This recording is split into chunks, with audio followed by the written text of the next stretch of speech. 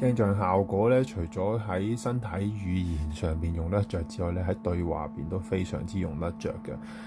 有個人同你講我今朝食咗個公仔麵啊，好難食啊，下次唔再幫襯啦咁樣。咁咧，你通常用鏡像效果嘅方法係點咧？就係同佢講翻啊，係啊，食咗公仔麵啊，唔好食啊，咁下次唔好幫襯佢啦咁樣。咁喺你回應入邊咧，頭先頭一兩句咧就係講緊你對佢嘅明白啊。咁呢一樣嘢好重要。正常嘅人咧都中意對方聽佢講嘢嘅，甚至可以明白佢嘅感受啦，俾啲更加好嘅意見咁樣啦。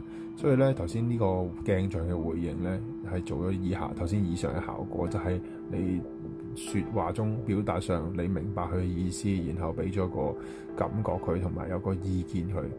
呢個係最好嘅示範方法。不過咧，有啲人咧就爭啲咧就會淨係 copy and paste，你講乜嘢佢講乜嘢。食麵啊，係啊，食麵啊咁樣，咁呢啲咧就會好核突嘅。有機會再分享，拜拜。